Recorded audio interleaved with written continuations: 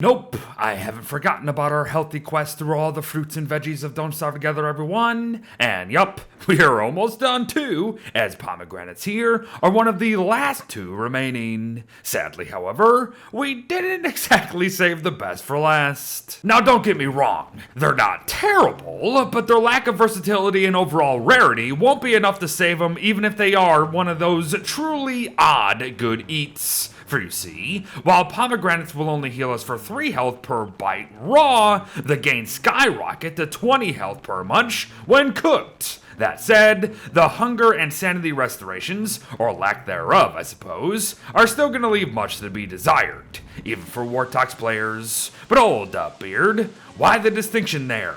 Ah yes, that's because pomegranates are Wartox's favorite food, but even then, we're talking only 13.8 hunger restored per forbidden fruit. Yeah, not great, but it's still one of the only things going for these things at the end of the day, as they don't even have a specific crockpot dish to them for Pete's sake. They're a fruit, sure, so they can act as a substitute for a lot of things out there. However, pomegranates and durians are the only 2 fruits in this entire game with no recipe to call their own. But I will give them fruit medley, I think, for 2 reasons, folks. 1, it's something to add to this video, and 2, fruit medley is a recipe I imagine most don't even realize is a thing. Folks, I'm not even going to try to sell you this time around.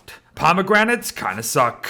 They're also rather rare too, as said, as random seeds are gonna sprout into 1.4% of the time in autumn, 1.7% of the time come the winds of winter, a 2.5% of the time in spring, and finally, a whole whopping 3.2% of the time come summer. Now those last 2 percentages mark a pomegranate's favorite seasons, as I'm sure you guessed, but even still, the chances are abysmal.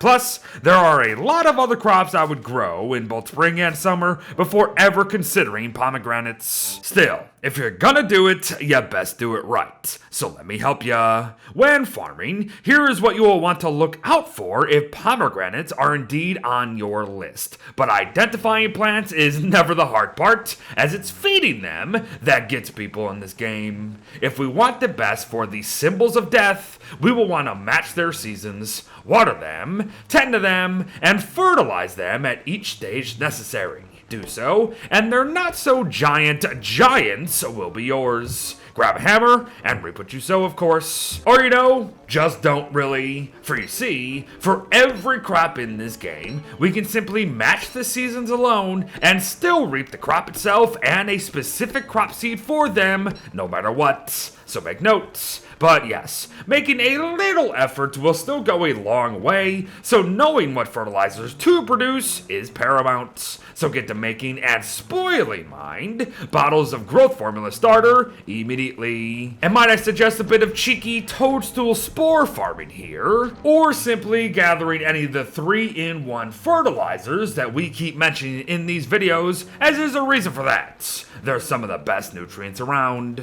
Good luck, and have fun, as our time is already coming to a close with the crop combinations, of course, of which there are plenty for pomegranates, actually. We've got a couple of basic 2x2x2 layouts, however, no, we're really only stuck with watermelons here, so you best like watermelons if you know what I mean. But we can expand a bit to triple crop combos for synergy with garlic and peppers, or dragon fruit and durians. Now that's not too shabby considering how good 75% of those foodies are.